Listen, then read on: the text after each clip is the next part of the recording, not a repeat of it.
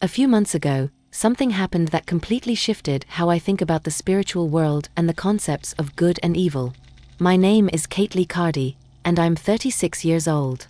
I work as a trauma nurse in a busy emergency room in New York. I've been married to Chris for several years, and we have a 7-year-old daughter named Melissa. It was a Friday night, and I was on the night shift in the emergency room. There had been a multi-car accident on the freeway, and injured patients were coming in one after another. I was assisting a severely injured patient when another ambulance arrived. As I hurried to help the new patient, I slipped on a pool of blood on the floor and fell backward, hitting my head hard on the corner of a metal supply cart. The last thing I remember was the intense pain and the worried faces of my coworkers. I later learned I had suffered a severe traumatic brain injury. My brain swelled significantly from the impact, requiring emergency surgery. During the procedure, my heart stopped for several minutes before the doctors managed to revive me. But during those minutes, I experienced something unimaginable, something that changed me forever. The first thing I recall is an overwhelming sense of peace. The pain and chaos of the emergency room disappeared, and I felt like I was floating. I found myself in a place of incredible beauty and light, with a warmth emanating from an indescribably bright light. It wasn't harsh but comforting, like being wrapped in love. As I looked around, a figure approached me. As it drew closer, I realized it was Jesus. I know it sounds unbelievable, but I had no doubt it was him. His presence was filled with love and wisdom beyond words. He greeted me by name and said, "You've arrived earlier than expected, but there's something important I need to show you before you go." I was in awe and asked if I could stay. Jesus responded gently, "Not yet, Kate. Your work on earth isn't done, but what I'm about to show you will help you understand the true nature of the battle you're part of." Suddenly, the scene changed. We were no longer in the serene place of light.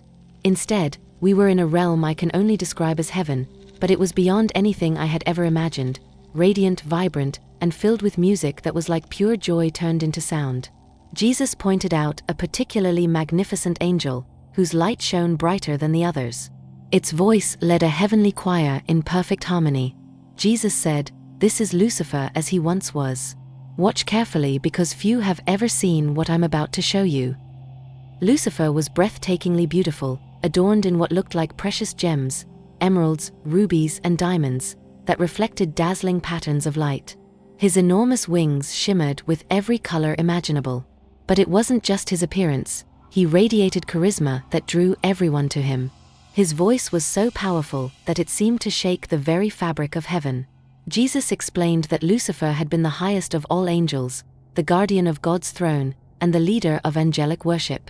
He was described as the seal of perfection, full of wisdom and perfect in beauty. Yet, as I watched, I saw the subtle beginning of his fall. Lucifer began admiring his reflection in heaven's golden streets, staring at himself for long moments. Jesus said, "This is the birth of pride." I saw Lucifer compare himself to other angels, his expression changing ever so slightly with each comparison. Pride started to take root in his heart, as he began to think, "Why should I bow to anyone? I am the most beautiful and talented. I deserve to be worshipped." Jesus explained, pride is the root of all sin. It turns love for others into love for oneself, gratitude into entitlement, and service into dominance. I saw Lucifer's behavior shift. His songs and movements became more elaborate, as though he was performing rather than leading worship. He began whispering to other angels, sowing seeds of doubt, saying things like, "Don't you think we deserve more? We're so powerful and beautiful." Many angels started to listen, their light dimming as they were swayed by his words. What I saw changed my perspective forever. It was a vivid reminder of the battle between good and evil and the power of pride to corrupt even the most perfect creation. Jesus showed me that the questions Lucifer posed, "Why worship God? Why can't we be gods ourselves?" were designed to plant seeds of dissatisfaction and rebellion. These ideas were tempting because they appealed to a sense of independence and power, but they were also rooted in pride and self-centeredness. As I watched, confusion and doubt spread among the angels. Some resisted, standing firm in their devotion to God, but others were drawn in by Lucifer's charismatic vision of equality with the Creator. Jesus explained to me that free will is a profound gift, a double-edged sword. It enables love and devotion to flourish, but also allows for rejection and rebellion. Love that is forced isn't love at all, he said. For it to be real, it must be freely chosen. I saw how Lucifer's pride blinded him to the truth. He began to ask questions not to seek understanding, but to sow discontent. Have you ever wondered why God keeps the tree of knowledge for himself? He would whisper. Don't you think we deserve to have that knowledge too? Why should we bow to humans, who are lesser than us? Aren't we greater than they are? These questions weren't just words, they were weapons, carefully crafted to undermine trust in God's goodness and fairness. What struck me most was how sad God seemed as he watched this unfold. Jesus said, "Our Father's heart is breaking because he loves Lucifer and all the angels so deeply. But love requires free will, and even in heaven, everyone must choose to love and obey or turn away." I witnessed God reaching out to Lucifer repeatedly, offering him opportunities to change his mind. But Lucifer's pride had taken root too deeply, and he rejected each chance. I saw him gathering his followers, rallying about a third of the angels to his cause. They stood before God's throne, and Lucifer declared with defiance, "I will ascend above the tops of the clouds. I will make myself like the Most High." The moment those words left his lips, I saw a profound change. The light that radiated from Lucifer began to dim, and darkness crept into his being. Then came a brilliant flash, and Michael, another archangel, appeared with a group of loyal angels. Jesus said, "Now there is war in heaven." This war wasn't fought with swords or physical weapons. Instead, I saw streams of light and waves of darkness clashing in a cosmic battle. Michael and the loyal angels pushed back against Lucifer and his followers. As the fight continued, the rebellious angels began to change. Their forms twisted and corrupted, and their once radiant light was consumed by darkness. In a moment of finality, Michael and the loyal angels drove Lucifer and his followers to the edge of heaven. Then, in an instant that burned into my memory, they were cast out. I saw Lucifer fall like a star, plummeting from the sky. Jesus explained, God desires a real relationship with his creation, and free will is the foundation of that relationship. Evil exists because it is the price of free will. Our Father knew the cost when he gave this gift, knew it would lead to unimaginable pain, even the death of his own son. But he also knew that the love and devotion freely given would be worth it. This was one of the most profound revelations of my vision. God's plan is far greater and more intricate than simply eliminating evil. He allows the struggle because through it, he is transforming creation into something even more beautiful. The ultimate goal is not just to defeat Satan, but to raise up beings who have faced evil, understood its emptiness, and freely chosen love. Jesus showed me that humanity has a unique role in this plan. Our lives on earth are like a crucible, refining us through every choice we make and every trial we endure. Each moment is an opportunity to grow in love and become more like Christ. I also came to understand why God doesn't simply eradicate evil immediately. He is playing the long game, so to speak. The goal isn't just the destruction of evil, but the creation of beings who have freely chosen love, even in the face of darkness. The concept of eternal punishment, or hell, was one of the most difficult parts of my vision to grasp. Jesus explained that hell isn't so much a place God sends people to as it is a state of being that results from rejecting love and choosing self-centeredness. I saw how Lucifer's rejection of God led to his own self-imposed exile. The darkness that consumed him wasn't something inflicted upon him, but a natural consequence of his choices. When I asked if Lucifer or the fallen angels could be saved, Jesus gave me a complicated answer.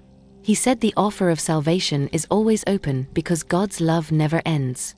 But angels are different from humans. Their choices are final because they make them with full knowledge and understanding. They weren't deceived or acting out of ignorance. Their rejection of love was absolute and irreversible. For humans, though, as long as we live, there is always a chance for redemption. Every choice we make leads us closer to or further from God. The final judgment is not so much a punishment, but the culmination of those choices. This understanding has transformed how I view life.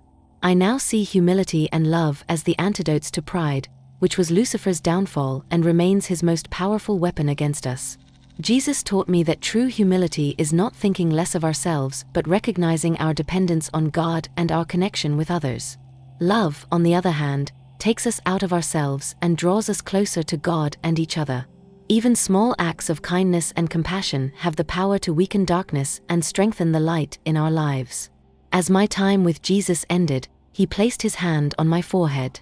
A wave of love and peace washed over me, and the next thing I knew, I was back in my body, gasping for air as the surgical team worked frantically around me. Since then, my faith has become deeper and more real. I understand that every thought, every action, and every choice is part of a greater spiritual reality. Pride no longer holds the same appeal because I've seen its consequences.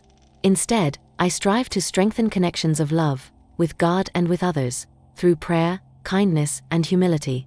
I want to strengthen those strands of light. Witnessing Lucifer's fall helped me grasp Satan's methods more clearly. Just as he had done in heaven, Satan works in subtle, deceitful ways. He doesn't always appear as a villain. Often, he masquerades as something good, reasonable, or even necessary. I saw how patient and cunning he can be. In heaven, he slowly sowed doubt and dissatisfaction over time. As he fell, his angelic beauty burned away, revealing the dark creature he became, Satan, the enemy. Jesus told me, "You've just seen the great dragon, that ancient serpent known as the devil and Satan, the world's liar, cast out." Then he explained why he had shown me these things. First, I want you to understand the true nature of evil. Satan wasn't created evil. He chose to reject love and embrace pride. Second, I want you to understand the power of free will. Even the most perfect being, when given the choice, can choose wrongly. This is why faith, humility, and love are so essential. Finally, I want you to see what happens when you give in to pride. Pride is the root of all sin and has the power to destroy even the most beautiful creations of my Father. Jesus then brought me to the edge of heaven, where I could see the earth below. What amazed me was the intricate web of light connecting people to heaven and to one another. These strands of light represented acts of love, prayer, and faith. Every connection that binds humanity to God and to each other. But then, Jesus showed me how Lucifer's fall darkened the earth. I saw shadows spreading like a wave, reaching into every corner of the world. Thin, dark tendrils snaked toward people, seeking to attach themselves in subtle ways. Jesus explained that these tendrils were the enemy's works, temptation, doubt, fear, all designed to separate people from God and from each other. However, amid the darkness, I also saw strands of light glowing brightly. These represented acts of kindness, prayers, and moments of selfless love. Jesus told me, "These are the connections of love." Every act of kindness, every prayer meeting, every worship strengthens these connections. The enemy's influence weakens in the presence of love and faith. The vision revealed the essence of spiritual warfare. It wasn't the grand cosmic battle I had expected, but rather the small, daily choices people make. Every decision to align with God's love, to act selflessly, or to pray creates light. Conversely, every choice rooted in pride, selfishness, or fear feeds the darkness. Jesus explained, protecting yourself from these influences is simpler than you think. Cultivate humility and love. Pride, which led to Lucifer's downfall, remains his greatest weapon against humanity.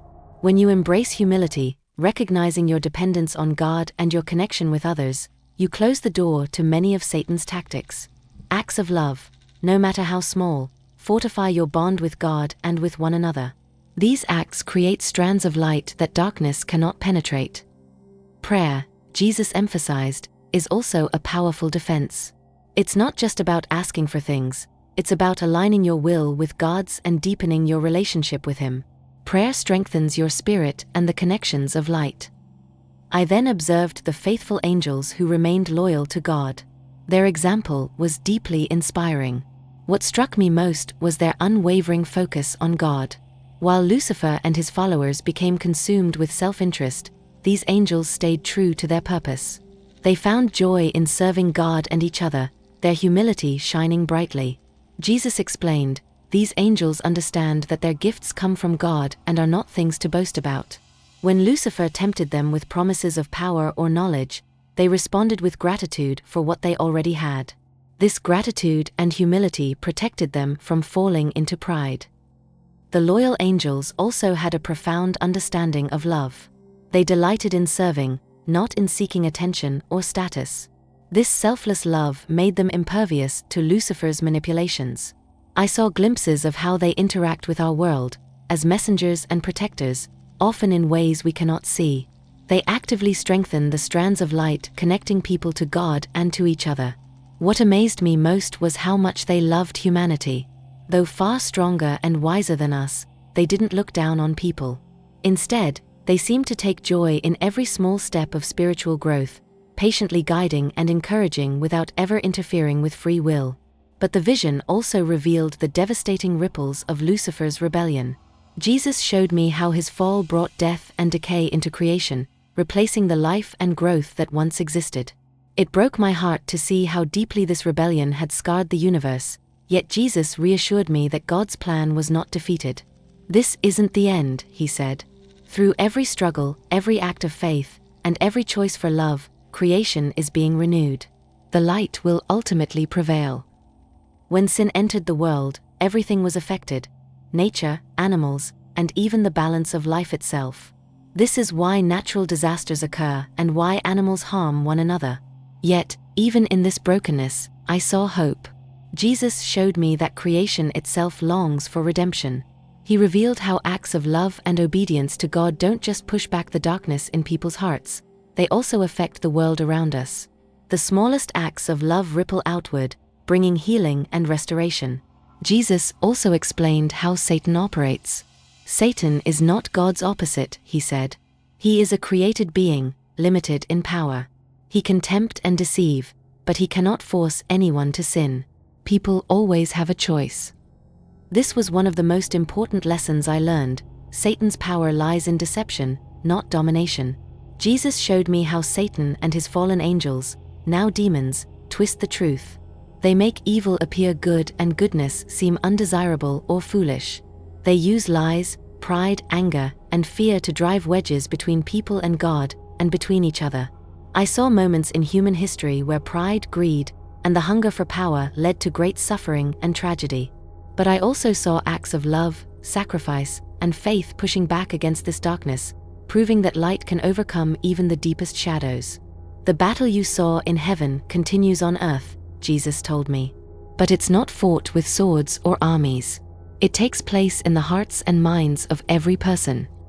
Jesus gave me glimpses of the future but clarified that these were possibilities, not predetermined events. The future depends on humanity's collective response to God's love. He explained that the ultimate goal of history is for all creation to be reconciled with God. Whether this journey is slow and peaceful or chaotic and painful depends entirely on the choices people make. "Love will win in the end," Jesus said, "but the path you take to get there is up to your free will." Every act of love, no matter how small, brings that day closer when everything will be made new. He also showed me Christ's return, though not in the way I had imagined. It wasn't a physical event like an invasion, it was more like a revelation, where the spiritual realm became visible to everyone. It was as if reality itself was unveiled, showing the true nature of everything. The judgment I saw was not a courtroom trial as we think of it. Instead, it was like a final unveiling of each person's true nature, shaped by the choices they had made throughout their lives. Those who had grown in love and connection naturally gravitated toward God's light, while those who had chosen self-centeredness found the brightness of divine love unbearable. Jesus explained, "Judgment is not something I impose on people. It is the culmination of their choices. Those who embrace love will find life and peace. Those who reject it will find themselves in isolation, because that is what they have chosen." I came to understand that love is the most powerful force in the universe. It is the glue that holds creation together and gives life its deepest meaning. Lucifer fell because he turned away from love and toward himself. But we rise when we turn toward love and away from selfishness. I also learned that every choice matters. We are all part of a cosmic story far greater than we can imagine, but we don't have to do grand things to play our part. Small, daily choices, choosing kindness, humility, and love over pride and selfishness, are how we align ourselves with God's plan.